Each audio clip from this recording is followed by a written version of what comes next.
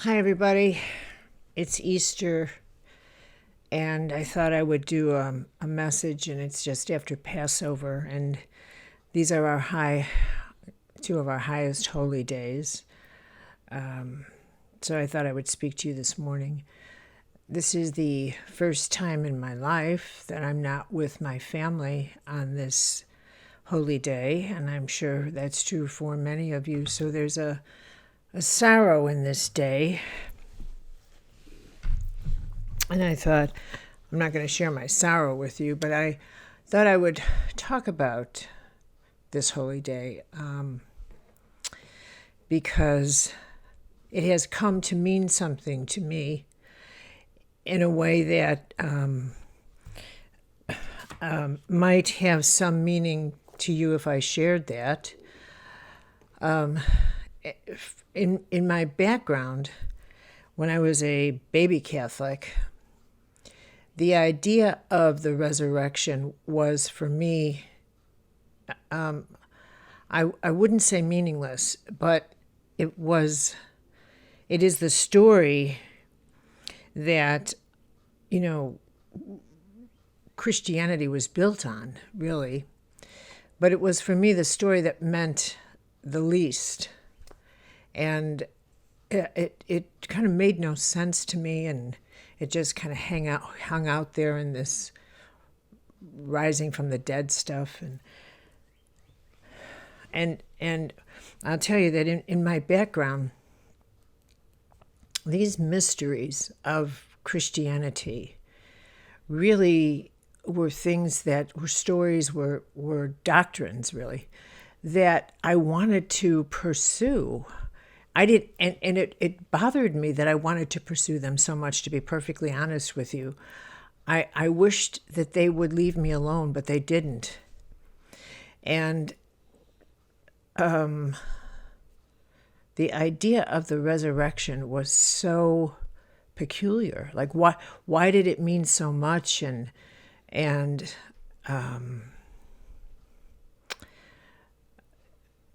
the idea that in the early days of Christianity that would have been the hook that caused so many people to convert to this faith, and et cetera, et cetera. So the peculiar thing was that the resurrection, one day I'll share with you that when I became a medical intuitive and started to do readings, in the early part of that part of my life, which now goes back 35 years, I avoided questions in healing because I didn't feel that that was my province.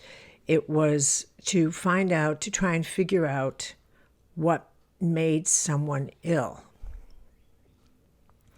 And perhaps you need to appreciate that I never wanted anything to do with healing, with illness, with sickness. With my whole life was geared to be a writer, and I wanted to write fiction, and that's all I ever wanted. And I wanted to just be a writer and live a reclusive life. And as it turned out, I had a passion to do something that I didn't have any talent for, and I had a genius to do something I had no interest in, and God built me upside down. So, but as the years would roll by, my curiosity about this this gift that I had, this talent that I had, I kept following this. So as I, would figure out the human energy system, and then I had this curiosity about healing because I had assumed everybody would want to be healthy. And then I ended up thinking, why don't people want to heal? Why when given the opportunity would people not want to heal? And so that led me into why people don't want to heal. And that led me into the study of power and our relationship to power. And that power is the fundamental ingredient of the human experience. And eventually, that thread, that significant insight, led me to realize that power is that negotiating force, that everything is a matter of power. Everything we do, every single thing we do, what we wear, how we think, the words we use, absolutely everything, the cars we buy, the every single thing is a power calculation. And eventually,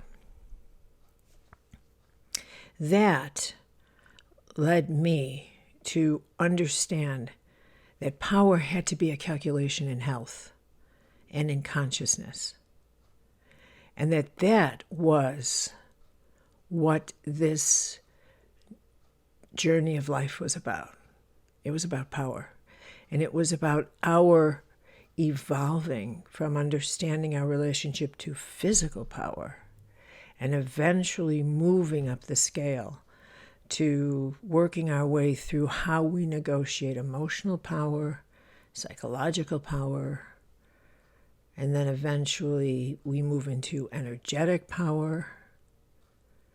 And then finally, if we can, we will ascend into recognizing the power of grace, the power of light. That's the great transition.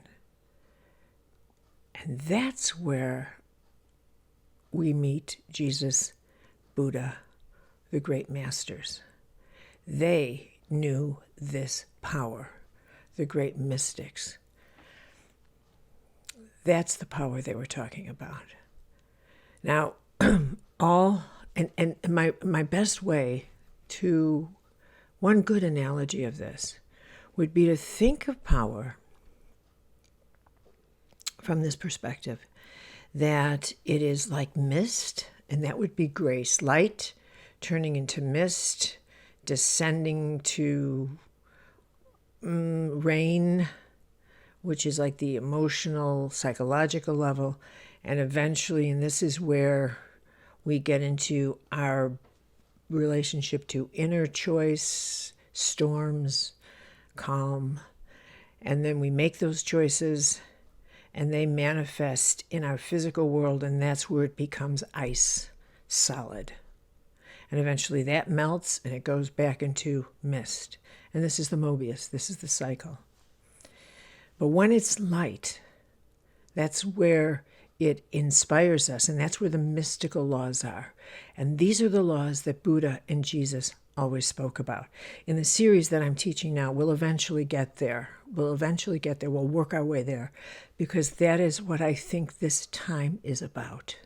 It's about returning us to, not returning us so much as evolving us to this knowledge that we now need to work with the laws of light, that this is our time. We need to get there. It was through healing and through eventually my Teresa of Avila experience and my return to the study of the mystics, where I studied them years ago. I studied them as an outsider. I read their work. I read the lives of Francis of Assisi, and I studied the spiritual direction of Ignatius Loyola, and I studied all their lives, but from the outside in.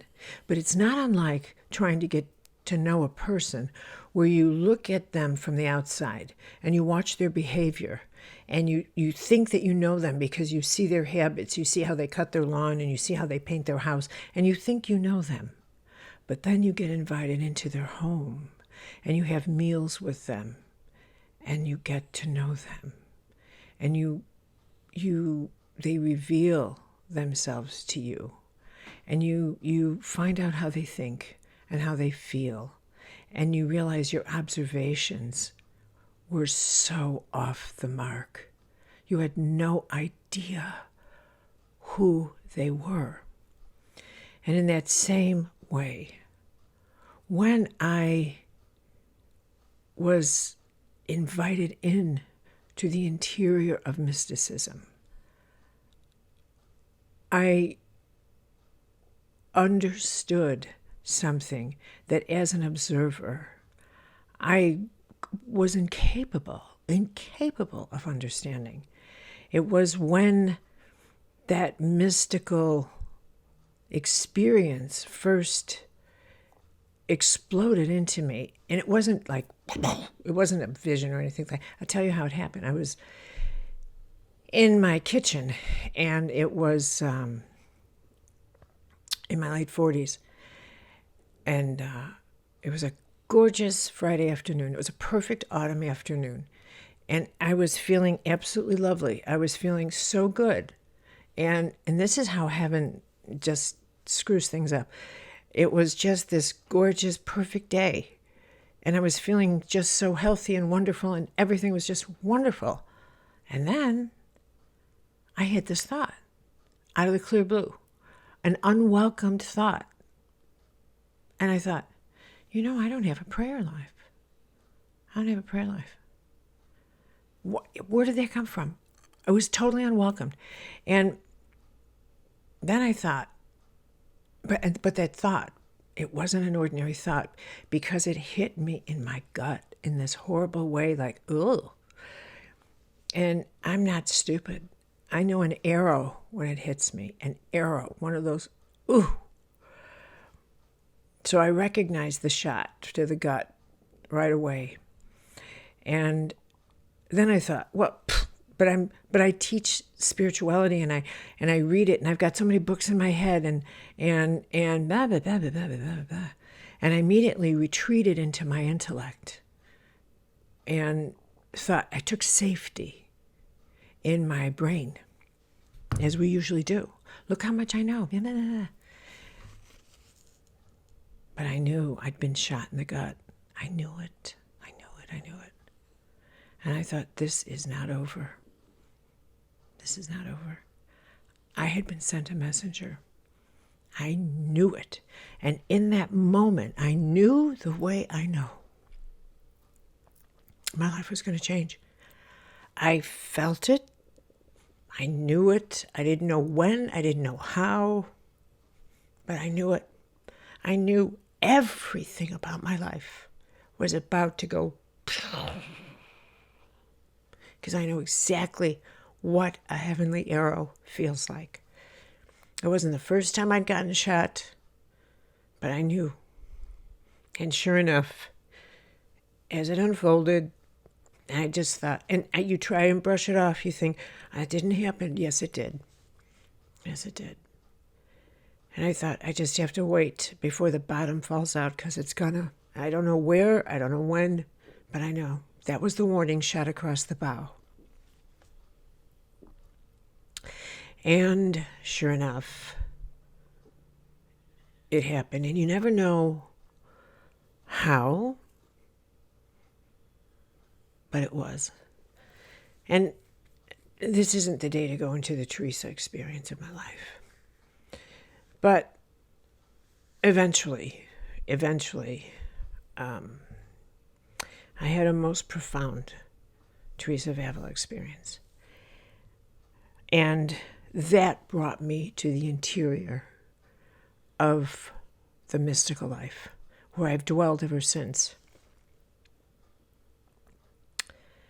One of the teachings of Teresa is her brilliant interior castle, which eventually resulted in my writing Entering the Castle.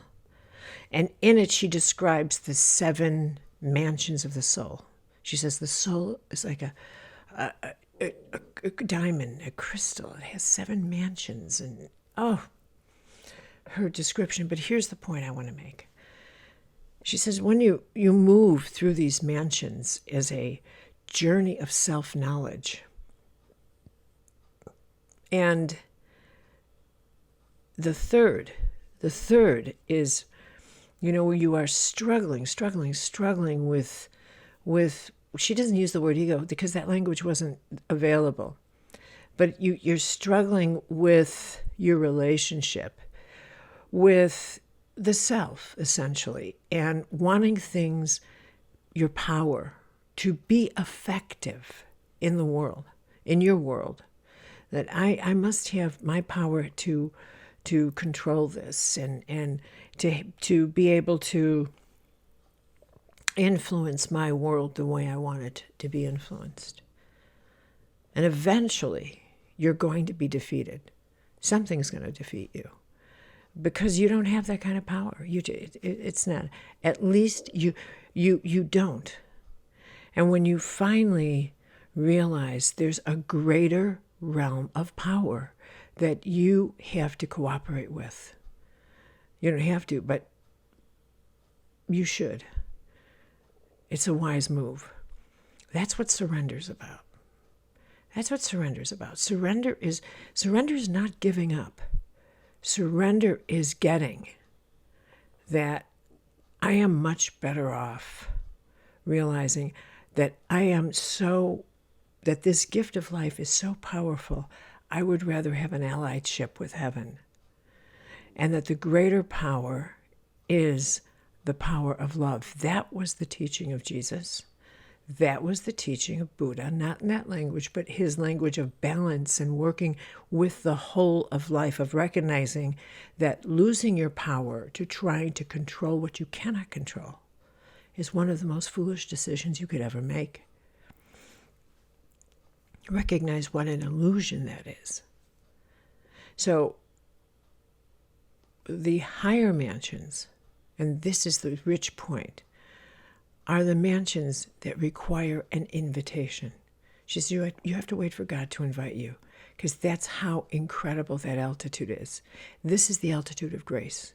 You can't force your way in there. It's the light is too bright, the intensity too great, the power too profound. You have to be invited in. And that invitation is the invitation into fire. The invitation into what in the Catholic tradition is called the Sacred Heart, or the heart of the sacred, the holiness of that. It is larger than yourself, where your heart is shattered open, and that which the ego cannot choose to love, you are asked to love. You become a vessel for love. Now, it's at this point that the journey begins, where you become a vessel. Now, pay attention. And I know if you were with me in a classroom, here's where I know you would have questions, because I had questions. I had questions for years. So bear with me. I'm going to try and explain this. Where when we become more filled with light, we become more timeless, less time. We become less matter. We become less dense. When I was doing readings, what I realized is that for every illusion in Buddha language you held on to, you became more dense. You held on to a weight, psychic weight, W-E-I-G-H-T. And the more you had to wait, the more weight you had, the longer you had to W-A-I-T for healing, the more dense you became. You densified. It's like you weighted down your cell with more time than it could bear. And as you released your history through what Jesus would call forgiveness, you literally became more vertical, more timeless, more light-filled. In the act of forgiveness, the quintessential act that Jesus enacted at the last moment on the resurrection, where if I looked at his death, his whole experience, where he goes in front of Pilate and he has his Last Supper, he has his Passover meal. And he says to the boys, look, it's our last meal. Pay attention. I'm going to do a little ritual and you're going to remember me. And this is what you're going to do. And then he goes to the garden and he says in a prayer,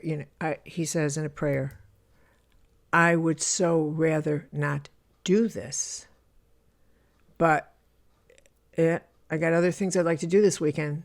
And he doesn't hear anything. And not hearing something is guidance. This is what people will always say to me in a prayer, but I didn't hear anything.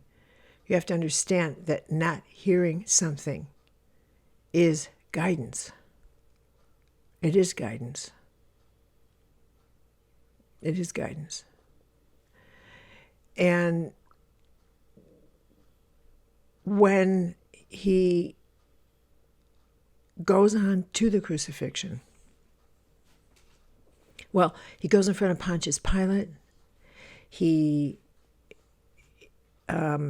experiences, he's tried for crimes he didn't commit. He's humiliated. He goes through everything that human beings use as excuses for vengeance.